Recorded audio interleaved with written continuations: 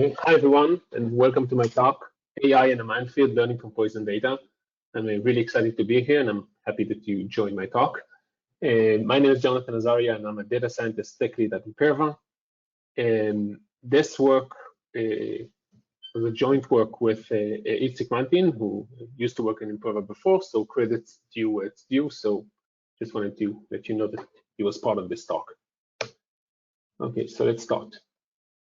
So I'm just going to quickly outline the talk. We're going to have the intro, then we're going to talk about AI risks, AI threats, and specifically data poisoning, because this talk is about data poisoning.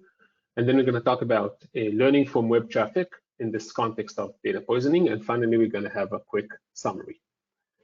So we're living in the AI era, right? Everything now is done by AI. We have cars that are driving themselves. We have vacuum cleaners that know how to clean the house by themselves. We have this huge leap forward that happened in this era because of artificial intelligence. But artificial intelligence is nothing without data, right? Because data is what is driving all these different changes. So you can actually say that data is the new gold in the context of AI, or you can say that we're living in the AI era, which is the data era. Now, as I said, this is in charge of a lot of the leap forward that we did in the last years, but there are some caveats. Okay, so when you talk about AI risks, there are some things that we need to mention. So we have the good, the bad, and the ugly. So one of the main things is, one of the first things that is important to talk about is advanced attackers technology, okay, or specifically deep fake. See, one of the big problems with artificial intelligence is that it can be used to propel fake news and to perpetuate fake news by creating deep fakes of different politicians or people saying things that they don't really say. So this can be done to create videos that are very videos of people saying things, saying nasty things, and it's very difficult to refute these videos because it really looks like they did that. So this isn't really an attack on AI, but it is a way to use AI in a malicious way. Another thing that is important to talk about is AI discrimination.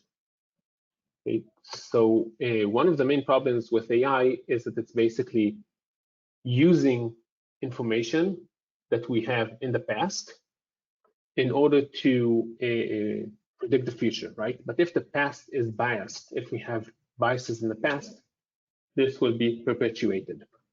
So this is another issue that we need to talk about when we talk about artificial intelligence. One good example would be if, let's say, we used, let's say, data from Europe in order to try to understand who is considered, who might be let's say the police will try to use data from European databases in order to understand who has a higher chance of being a criminal or something like that.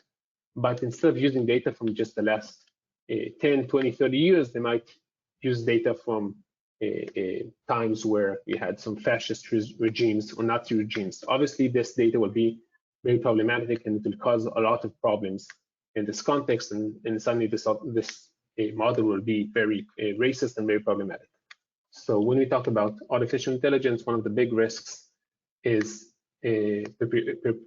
perpetuation of biases that will happen because of this natural discrimination that can happen by artificial intelligence.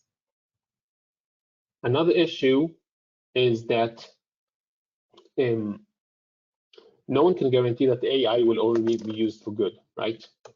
One of the problems is that attackers can use artificial intelligence against us. So they can use automation, data mining, and automatic insight extraction in order to understand, let's say, how our website works or how our technology works, and then use it against us. So they can maybe track a site, understand how the site operates, and then find automatically, by using machine learning, find ways to attack the site, find ways to find vulnerabilities in the site and attack it. And finally, when we talk about artificial intelligence, there's a threat to the artificial intelligence itself, a way to attack the way it works, the way to cause it to output something that it isn't supposed to output. And this is the main thing, and this is what I wanted to talk about.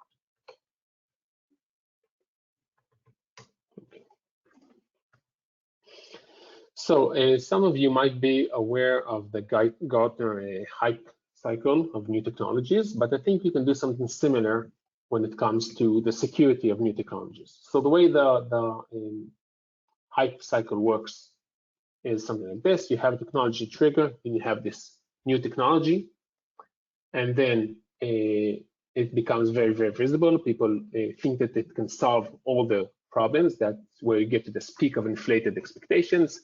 And then at some point, people understand that it doesn't really work. You have this disillusionment that you can't really use this to solve all your different problems. And then we get to the slope of enlightenment, where people say, okay, it can't solve all the problems, but it can solve some of the problems. And then you reach this plateau of productivity where as time goes by, you solve more and more problems, but not as much as you thought you would in the beginning. Okay, now you can do the same thing when it comes to security. Okay, so we can talk about in the beginning, when there's the technology trigger, you have zero security. Okay, there's no security whatsoever. You don't know anything about the product. You don't know any way to stop any type of attack. And then you get your first vulnerabilities. Okay, and at this point, you reach a point where basically there's no way to understand any of these attacks. These attacks go fully undetected, and then you have this very big problem. And as time goes by, you start to have these new security solutions, and eventually you reach this game of the standard game of cat and mouse, where there are new attacks, and then we find ways to stop the attacks, and this goes on and on. Okay, which is the standard way when you talk about basically when you talk about any type of attack. This is like the way things normally work. Sorry.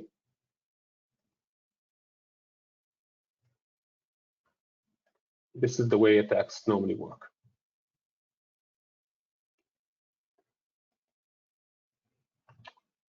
Sorry about this. Okay, it's the way attacks normally work. So when you talk about AI threats, what are we talking about? Well, first of all, the most common threat is the internal threat. We talk about threats to the model itself. Okay, model tampering, model theft, and data extraction from the model. Basically, in this case, we're talking about an internal threat. Someone is inside the system, someone has access to the model, and this person can basically do whatever they want. They can tamper with the model so that it will benefit someone they want to benefit. They can take the model and sell it, or they can extract the training data that gets into this model.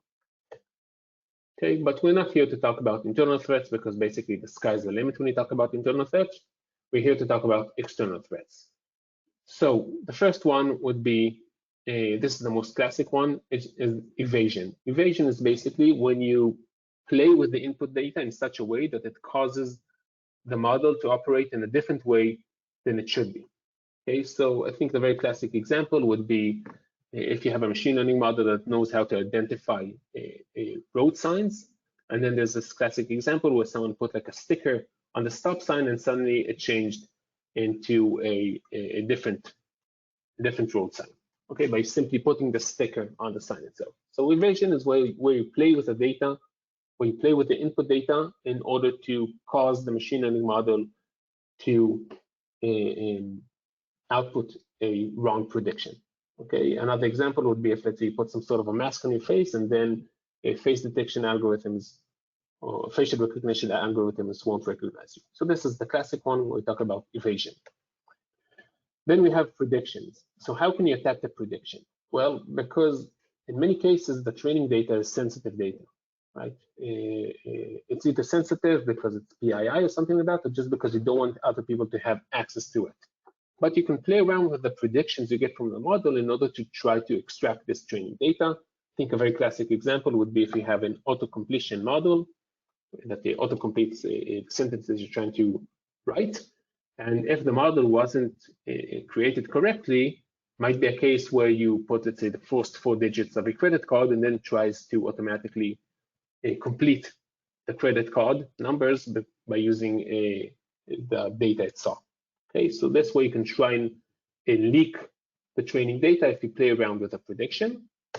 And finally, and this is what the talk is going to be mostly about, we have training data poisoning. Okay, if you poison the training data, if you play around with the training data, you can reach a point where basically the model is very, very problematic, right? I mean, we talked, let's say, about AI discrimination, right? If you have a biases in the past, the model is going to perpetrate those biases. So if you harm the training data in any way, if you poison it, this would really affect the model. So just an example, if let's say we talk about, let's say, a model that decides at what interest to give out loans, and you manage to play with the training data and put in the training data something that says, let's say, you are very trustworthy, so the model will end up saying, you know, he should get a huge loan at a very low rate. So by playing around with training data, you can cause a lot of damage to the model. Okay, so how does it actually work? Well, here's just a small example. On the left, you can see a model that tries to differentiate between these blue circles and these red triangles. Okay, and tries to draw this type of line between them. Now, just by simply changing the location of one triangle, you can see that this line changed dramatically, right? Now, imagine you do something similar in this case, but you add a lot of data points over here, a lot of red data points.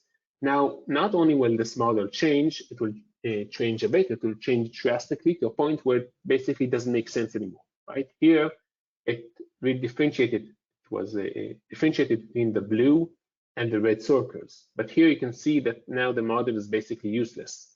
Now it's trying to do the best it can, right? It's trying to draw this line between the red and the blue, but this really doesn't make sense because of this poisoned data over here.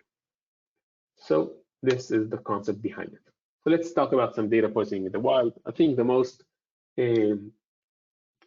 easy example to talk about would be ratings in different sites. Okay, so if you create some sort of a bot that gives you a lot of good ratings, this really poisons the data that these sites work with, right? Because they rely on ratings in order to say if a hotel is better than the other, if a restaurant is better than another. But if you get a lot of good fake reviews, it will output bad predictions, right? It will say that something is better than it actually is. Can also go the other way around if you give out bad reviews. But let's talk about a more interesting example. So in this example, we have a group that what they did was send spam. This is what they tried to make their living off of. They would send spam, and in the spam, there was, I guess, some sort of a scam or something like that. And they would send this spam to a lot of different users. Now, one of the problems is that Gmail has an excellent spam filter. So their spam wouldn't go through, and anytime they send it to a Gmail user, the spam would go directly to spam. However, in Gmail, you have an option to report a regular email as being spam, and the other way around. You can say that the spam email is actually spam, right? This is a way for Gmail to use input from users in order to try and tune their model. So what they did was something like that. They had access to a lot of Gmail accounts, and they sent spam to their own Gmail accounts. Then they would go into these accounts, and they would label their spam attempts, their spam emails, as not being spam. And over here, you can see all these cases, right? When they would send these spams, and then they would go into their accounts and label it as not being spam. And you can see these spikes in red. This is where these attempts happened. What they were trying to do, they were trying to get Gmail to think that their emails aren't actually spam. Okay, and then they thought, they could send these emails to everyone, and people would actually see them in their regular inbox. I don't think this actually worked, but this is an attempt of poisoning the data that Gmail uses for their spam filter. Okay, another example, which is a bit more advanced, and just gonna talk about it kind of high level. Well, here we're talking about image classification, and the idea is that you take this image of a dog and you add noise, okay, invisible noise that looks like a fish. You basically kind of embed this fish image into the dog image. Now you do it in such a way that when humans look, they see a dog. They might see some noise, but they will see a dog. And you do this, let's say, for all these different fish images. Now what will happen here is that when a human looks at it, he sees a dog. But when the computer looks at it, it sees also the fish, right? It sees these attributes of fish images. Now, the idea here is that if we create these data sets of dogs that have fish images embedded in them, or the other way around, data sets of fish with dog images embedded in them, someone might find this data set, and then he will manually label it. He will look at this picture and say, no, this is a picture of a dog, this is a picture of a fish. So he'll manually label it, but when he'll try to create a machine learning model, the model will be kind of confused, because when it looks at this image, it sees a fish, but the label is a dog. Okay, so it might go the other way around. Anytime it will see a dog, it will think it's a fish, or the other way around. Now, the brilliant thing about this type of attack is that the attacker needs zero intervention in the labeling process. All he needs to do is to create this kind of a fake data set of dog images that have fish embedded in them and the other way around, and just spread it online in the internet. And if someone will use this data set, even if he labels the images by themselves, okay, it will still poison the data set and you'll still get a very bad model. Okay, so how do we actually stop it? How do we mitigate data poisoning? Well, let's talk about some basic things. Okay, so first of all, we can start by filtering data from suspicious origins. Okay, so when we talk about web traffic, we'll talk about filtering data that comes from suspicious IPs, suspicious clients, bots, etc. Okay, but basically, we just talk about suspicious data. Okay, you don't take data from places you don't trust at all. Okay. Then also, when you sample the data, you want to do fault-tolerant data sampling. Okay, so you want to limit the impact of data points arriving from a single entity. So if you take images online, don't take them from one site. Take them from a lot of different sites. When you talk about web traffic, don't take all your data from one user or one IP. Finally, we can talk about diff tracking, which is anytime you retrain the model, you want to compare it to your previous model, right? You expect models to maybe get better as time goes by, but you don't expect them to change dramatically. So if you see a significant difference when you, let's say, try to predict on the same data set, you see a significant difference between the previous and current model, that might be an indication that you have a problem with poison data.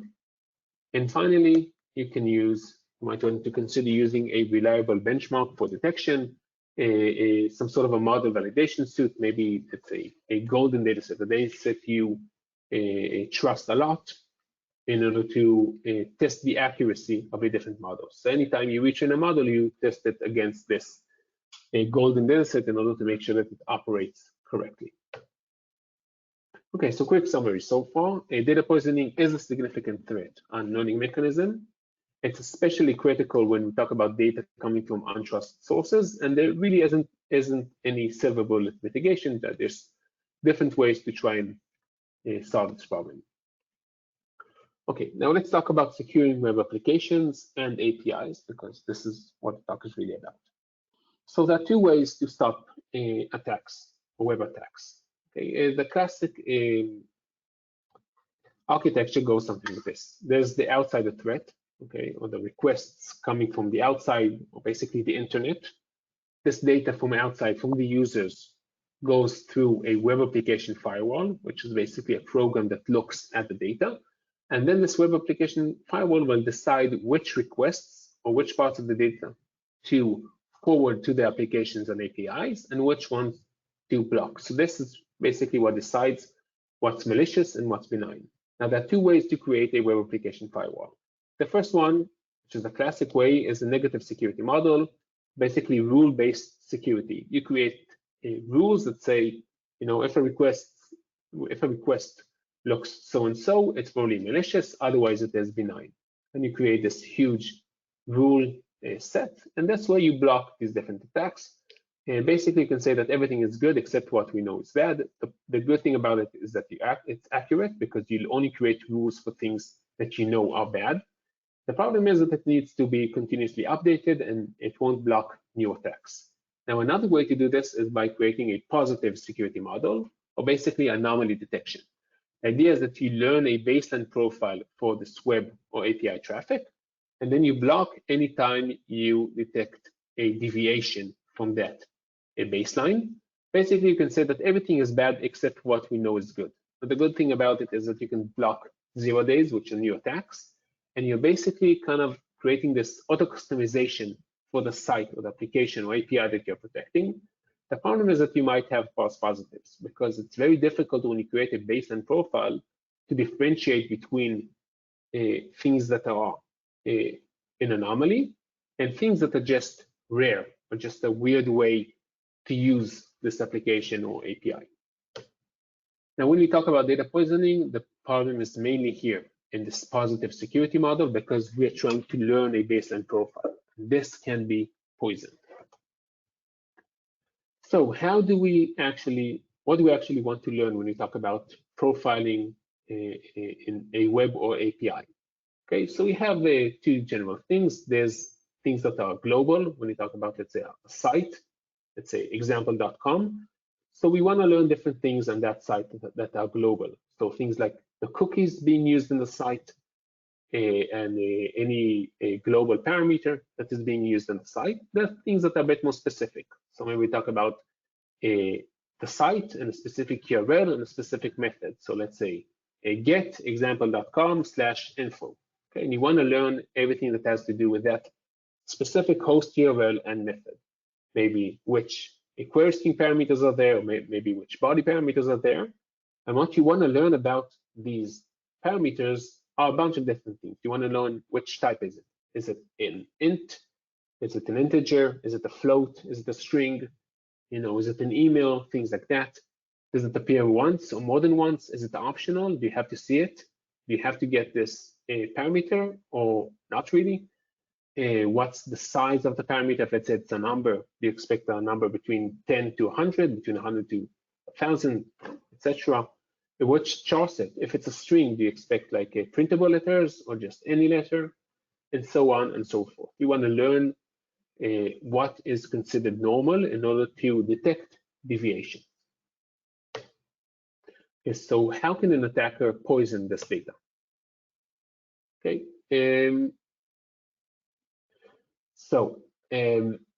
The problem is, I'm going to quickly go back. The problem is that we're trying to learn all these different values. Now, if an attacker knows that we're trying to learn these values, he might try to mess around with us, right? I mean, if we're trying to learn that the type is what the type is, and the type is, let's say, an integer, an attacker can try and send strings as this parameter. And if we look at the data, what we'll see is that we have both integers and strings. And at some point, we might say, you know, this isn't just an integer, this can also be a string.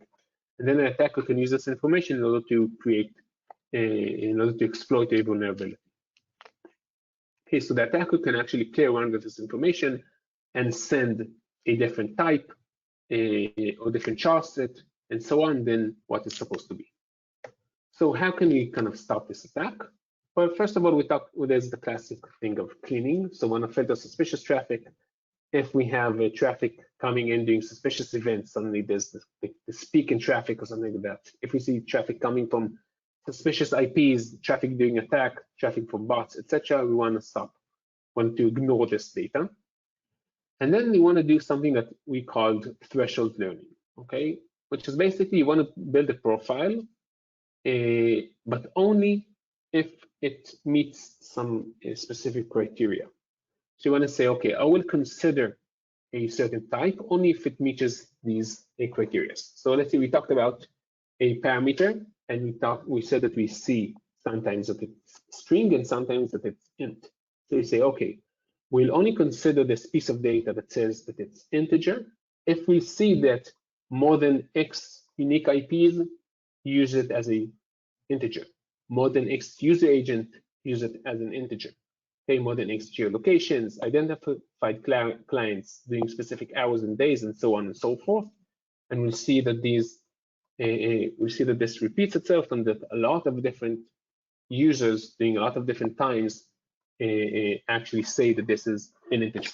Okay, and when we want to consider if it's a string, we want to do the same thing. And the idea is that if we have a single attacker that is trying to mess around with us, we'll only see that, let's say, one IP address is saying that this is a string, so this way we can ignore this information and prevent this poisoning. Okay, now this is easy in batch processing, but it consumes a huge amount of memory. So we want to find a way to do this in a streaming manner. Okay, so let's quickly talk about dog food as an example. Why do we need this threshold learning and why does it make sense?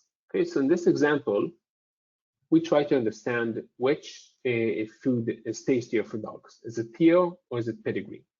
Now, one of the things that immediately pop up is that Theo has way more likes, right? Theo has 9 likes and pedigree has 6 likes. So it makes us think that Theo is probably better. However, if we look at the information a bit closer, we'll see that basically only New York Pomeranians actually like Theo, and everything else is about only New York Pomeranians actually like Theo, and all the other dogs like pedigree. Okay, so if we think about it as some sort of a threshold, and we say, okay, we want to consider this information only if it comes from a bunch of different cities and a bunch of different breeds. In this case, we won't consider this information about Theo because we say, okay, only New York Pomeranians actually like this food, so I won't want to sell it to everyone because only these specific dogs like it. However, pedigree is liked by 3 different cities, dogs from San Francisco, Los Angeles, and New York like this dog food, and also 3 different dog breeds like it. So it actually makes more sense to use pedigree rather than Theo. Okay, now how will we do this kind of testing online? Because we talked about we have memory issues, so how will we do this online and not in the batch process? So we can create this kind of a map where we talk about the different objects we want to learn information about. We're talking about the facts we want to learn about them. Then we have these attributes or this criteria that needs to be met. And then we have the set, the information that we see about these different objects. Okay, so now we look at this information, we start to go through it. So how many different breeds like pedigree? 3 different breeds, right? So this is all the information we need to remember. And we can see that it passes this criteria because we have 3 different breeds that like pedigree. When you talk about Theo, how many different cities think that Theo is tasty? Only 1, and so this criteria isn't met of 3 different cities. Same goes for breed. Only 1 breed likes Theo, so this criteria isn't met. When we go back to pedigree, we can see how many different cities. We can see that 3 different cities like pedigree, so this criteria is met. And finally, we can consider the fact that Theo is tasty, pedigree is tasty, and we don't consider the fact that Theo is tasty because it didn't meet these criteria.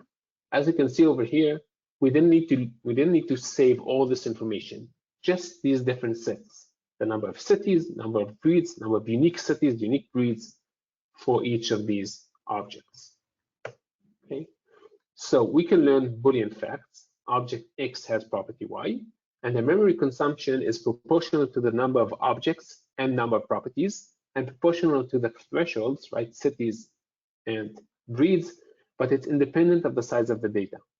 If you remember before, we just have to save the number of unique breeds and number of unique cities that like this stuff.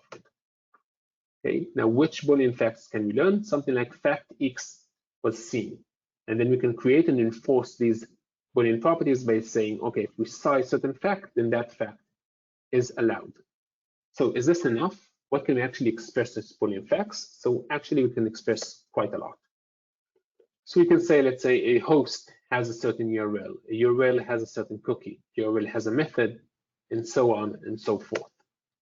Okay, but you can go even further, not only saying what does the sitemap look like, which different URLs, cookies, and methods and parameters you have in the site. You can even talk about the parameters and what are the different attributes of the parameters. Because you can say for a certain parameter, is it allowed to be a number?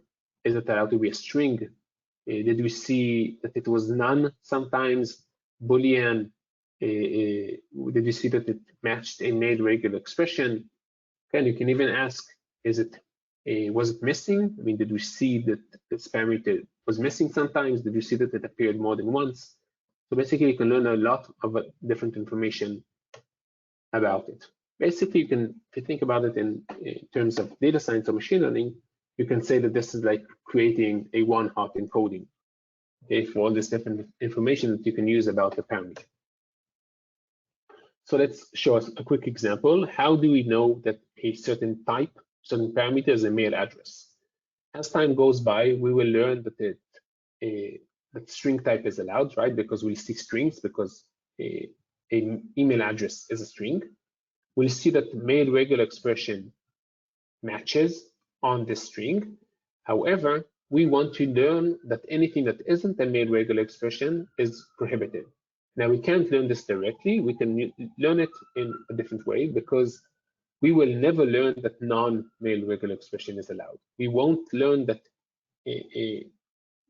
that this string can match on anything that isn't a mail regular expression.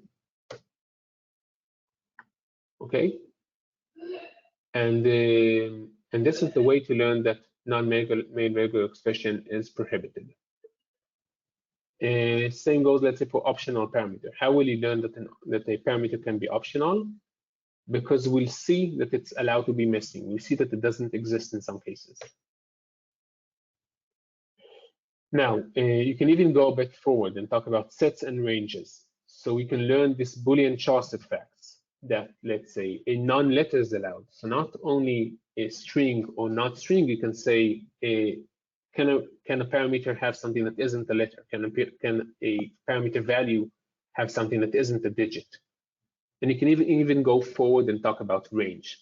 Okay, so it has to be discrete because we're talking about Boolean facts, but you can look at the parameter and say, if it's a string, can it be longer than 5 characters? Can it be longer than 50 characters, 500, and so on? And also you can talk about the size. If it's a number, can it be bigger than 100, 1,000, and so on and so forth. So I will show some examples of what you can actually do with it. So how can you learn that a certain char set is base 64? You will learn that string type is allowed because it's a string, and you learn that base 64 is allowed. And because you won't learn that non-strings are allowed and that non-base 64 is allowed, eventually you can create a profile saying this is base 64. If, let's say, a char set is all the alphanumeric characters and a colon and semicolon, you will learn that strings are allowed, alphanumeric characters are allowed, and these specific ASCII characters, the colon and semicolon. And what you won't learn is that non-strings are allowed and that all these different characters are allowed. This way you can understand that this is an alphanumeric char set. When you talk about size, so how can you learn if, let's say, a parameter length is between 34 and 345? You can't really learn that exactly, but you can learn something that is close enough. You will learn that it's a string and it can be greater than 5 characters, greater than 50 characters, okay? But I'm sorry, there's a mistake here. What you won't learn is that non-string is allowed, and you won't learn that, let's say, it can be longer than 500 characters. Okay, this way you can say, okay, I understand that the range is between 5 and 500 characters. So it's not exactly 34 to 345, but it's close enough. Finally, you can say that in some cases this really isn't enough, right? Some cases you might want to do something that is a bit more advanced. So you can still use the system. And how will you do that? Well, you can use a system to profile all the regular parameters, all the things that are mundane, things that are not that interesting. And then once you have everything set in place, you can actually decide where you can apply some advanced algorithms. So in this case, you can see a site. And when we talk about the site, what's really interesting is the login parameters, specific the body parameters when you try to log in, because that's where the username and password appears. Okay, so by using this method, you can create a traffic profile for all the different sites. Then you can look at all the different requests that appear at the site. Let's say, okay, this site gets 200 requests that are split this way between the different URLs, and specifically, let's say 80 requests reach the login URL and 40 reach this body parameter. Then you can say, okay, I can handle 40 requests and maybe use some advanced machine learning techniques for these 40 requests. Maybe if I saw some more requests than that, maybe in this case where there are 50, that would be more than I can actually handle. Maybe you can say I can't handle all these 80, so I'll create a Boolean facts profile for the question parameter, but I'll use the advanced method for this body parameter. So the idea is that you can say, okay, I'll use this Boolean facts for all the site. And then for the places that are special, I will use some advanced techniques. So let's quickly summarize what we talked about. So data poisoning is a significant threat on learning mechanisms, and we saw some examples. The example of the dog images. We talked about the reviews. We talked about spam, and we showed that data poisoning can be used to really hinder the way artificial intelligence works. We talked about threshold-based learning and how this can be an adequate, robust learning solution against poison data, because it really limits the impact of this certain data. And you say, okay, we'll only consider data points if they come from a lot of different entities. I will only consider them if I see that there are a lot of different unique entities that actually support this fact or this claim. We also saw that this Boolean facts framework can be used in a streaming-friendly implementation. Okay, so you don't have to use batch processing. You can use it in a streaming way in order to do this threshold learning. However, you will have to use Boolean facts, which might be a bit of a problem, but we did show that a lot of different features can be expressed with Boolean facts, anywhere between if a parameter exists or not, all the way to the size of the parameter and the length of the parameter and the char sets and so on and so forth. So thank you very much for joining me in this talk. I hope it was very informative. Hope you learned a lot from it, and thank you again.